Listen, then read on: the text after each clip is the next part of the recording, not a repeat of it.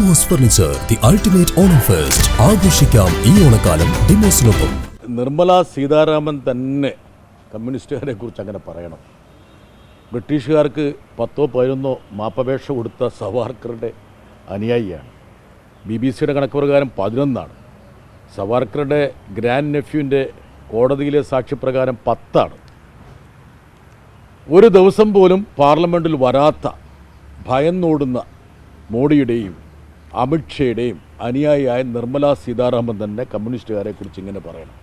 ഇൻക്ലാബ് സിന്ദാബാദ് വിളിച്ച് കഴുമരത്തിലേക്ക് പോയ കമ്മ്യൂണിസ്റ്റുകാരാണ്. അപ്പോഴാണ് ഈ മാപ്പപേക്ഷ കൊടുത്ത് താണുകേണ് ബ്രിട്ടീഷുകാരുടെ ബൂട്ട് നക്കിയ സവാർക്കറുടെയും കൂട്ടരുടെയും അനുയായികളായിട്ടുള്ള നിർമ്മല സീതാരാമൻ പാർലമെൻറ്റിൽ ഇത്തരം ഒരു ആരോപണം ഉന്നയിച്ചത്. യഥാർത്ഥത്തിൽ ഞാൻ ഇന്നലെ ചോദിച്ച പ്രസക്തമായ ചോദ്യങ്ങൾ ഒന്നും അവർ മറുപടി പറഞ്ഞില്ല. വളരെ രഹസ്യമായി ഗോപ്യമായി ഒരു ഓർഡിനൻസ് നിയമമാക്കുന്ന വ്യാജേന taxation and other laws amendment തോല എന്നുള്ള ഓമന പേരിൽ 54 കോടി ആൾക്കാർ ഭാഗവാക്കായ UPAയിൽ സേവന നിരക്ക് ഏർപ്പെടുത്താൻ വേണ്ടിയിട്ടുള്ള ഒരു ബ്ലാങ്ക് ചെക്ക് അവർ പാർലമെൻറ്റിൽ നിന്ന് വാങ്ങുകയാണ്. അപ്പോൾ അവരാകെ പറയുന്ന ന്യായം എന്താണ്? ഞങ്ങളിപ്പോൾ ഇത് ഏർപ്പെടുത്തുന്നില്ല, ഇനി ഏർപ്പെടുത്തിയാൽ തന്നെ അത് ചെറിയൊരു ന്യൂനപക്ഷത്തിന് മാത്രമായിരിക്കും. അതിനേക്കാൾ വലിയൊരു ആനമണ്ടത്തരമല്ല, ബോധപൂർവമായ തെറ്റിദ്ധരിപ്പിക്കൽ അവർ നടത്തിയത്. ഇത് കച്ചവടക്കാർക്ക് മാത്രമല്ലേ ബാധകം, ഈ മെർച്ചൻ്റ് ഡിസ്കൗണ്ട് റേറ്റ് എന്ന് പറയുന്നത്. അത് ഉപഭോക്താവിലേക്ക് പോകുന്നില്ലല്ലോ.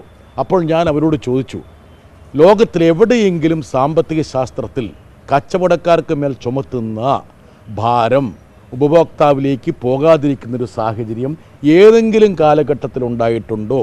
ഇപ്പോൾ GST ഇളവ് കൊടുത്തപ്പോൾ ഇവരെന്താ പറഞ്ഞത്? ഞങ്ങൾ നൽകുന്ന ഇളവുകളെല്ലാം ഉപഭോക്താക്കൾക്ക് കൈമാറണം, ഇളവ് കൈമാറണമെന്ന് ശടിക്കുന്ന നിർമ്മല സീതാരാമൻ ഭാരം ചുമത്തുമ്പോൾ അത് കച്ചവടക്കാരൻ തന്നെ അത് ഏറ്റെടുക്കുമെന്ന് ചിന്തിക്കാനുള്ള മൗഢ്യത അവർക്കുണ്ടാവില്ല.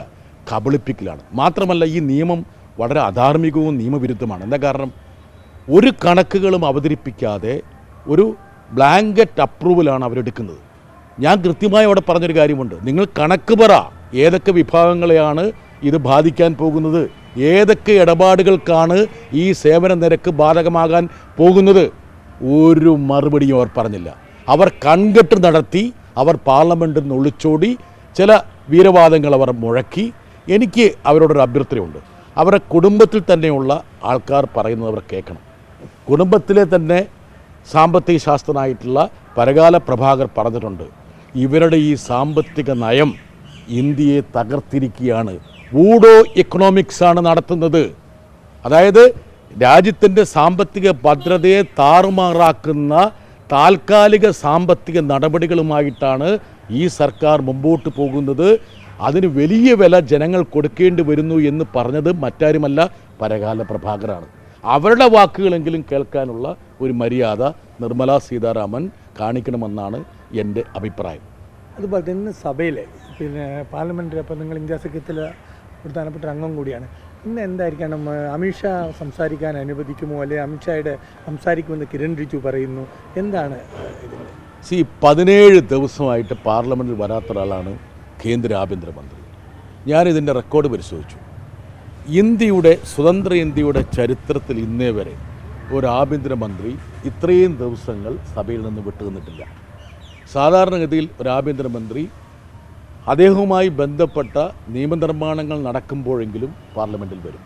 അദ്ദേഹത്തിൻ്റെ വകുപ്പുമായി ബന്ധപ്പെട്ട ചോദ്യങ്ങളുള്ള സമയത്ത് വരും. ഇപ്പോൾ പാർലമെൻറ്റ് സ്തംഭിക്കുന്ന സമയത്ത് പോലും ആ വകുപ്പുമായി ബന്ധപ്പെട്ട ചോദ്യങ്ങൾ പാർലമെൻറ്റിലുണ്ടെങ്കിൽ കൃത്യമായിട്ട് ആ ക്യാബിനറ്റ് മന്ത്രി സഭയിൽ സന്നിഹിതരാകും.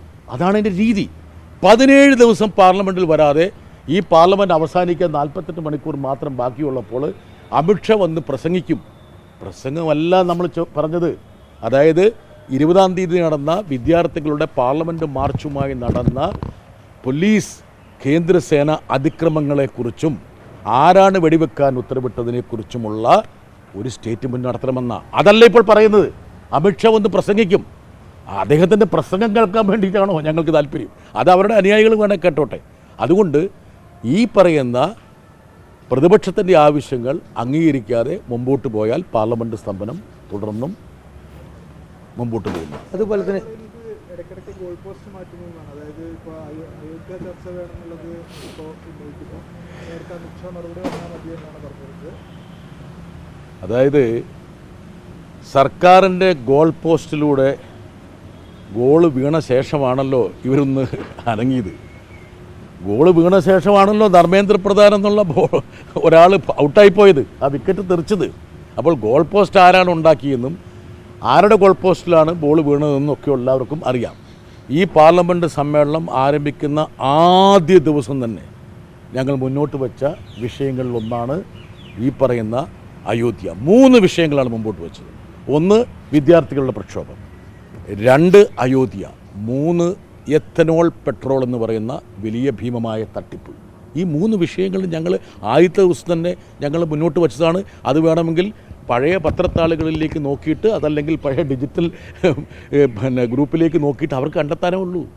ഒരു ബുദ്ധിമുട്ടുമില്ല. പിന്നെ അതേപോലെ തന്നെ ഇപ്പോൾ FCRA ബില്ല് JPCക്ക് വിടും, അല്ല അത്തരത്തിലുള്ള ഒരു പ്രതിപക്ഷമായിട്ട് അങ്ങനത്തെ ഒരു മെസ്സേജ് സർക്കാരിൽ നിന്ന് വരുന്നുണ്ട്. ഇതിനെ വിശ്വാസത്തിലെടുക്കാൻ പറ്റുമോ? എന്താണ് ഇതിലുള്ളത്? സർക്കാരിനെ വിശ്വാസത്തിൽ എടുക്കാൻ പറ്റില്ല. ഇപ്പോൾ ഞാനൊരു കാര്യം പറയട്ടെ. ഇപ്പോൾ ഈ വിവാദപരമായിട്ടുള്ള തോലയെക്കുറിച്ച് ഞാൻ പറഞ്ഞപ്പോൾ, അതായത്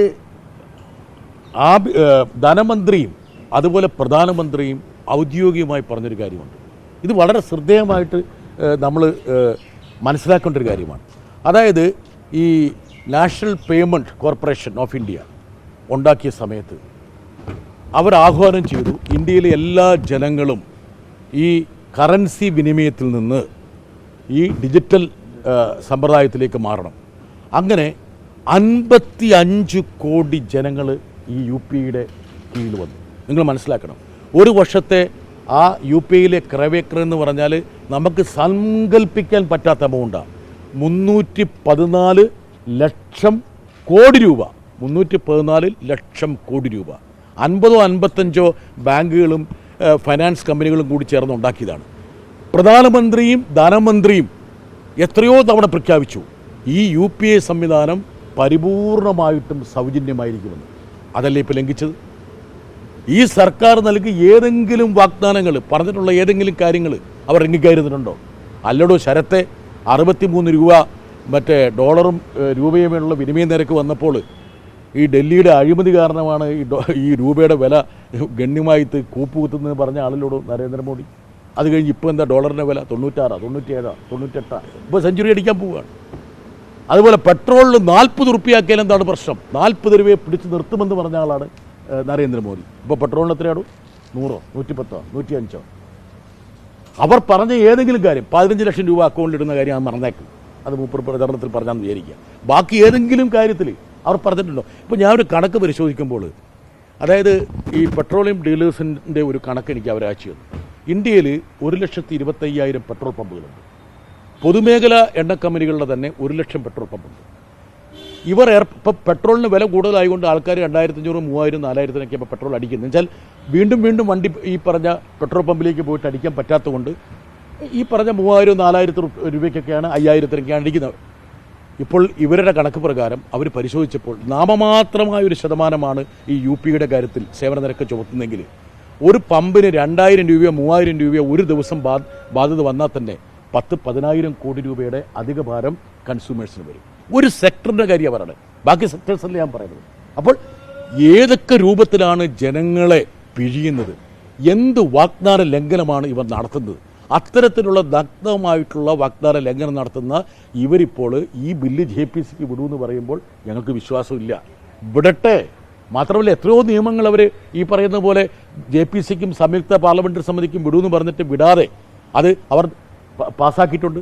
അതുകൊണ്ട് തന്നെ ഞങ്ങൾക്ക് സംശയമുണ്ട്. മാത്രമല്ല ഈ ഡീലിമിറ്റേഷൻ സംബന്ധിച്ച് വളരെ രഹസ്യമായ ചില നീക്കങ്ങൾ അവർ നടത്തുന്നുണ്ട്. ഒരു പ്രത്യേക സമ്മേളനം ഓഗസ്റ്റ് അവസാനമോ സെപ്റ്റംബർ ആദ്യമോ വിളിച്ചു ചേർത്തിട്ട് പാസ്സാക്കിയെടുക്കാൻ വേണ്ടിയുള്ള ഗൂഢതന്ത്രങ്ങൾ അണിയറയിൽ ഒരുങ്ങുന്നു എന്നുള്ള ഒരു വിവരവും ഞങ്ങൾക്കുണ്ട്.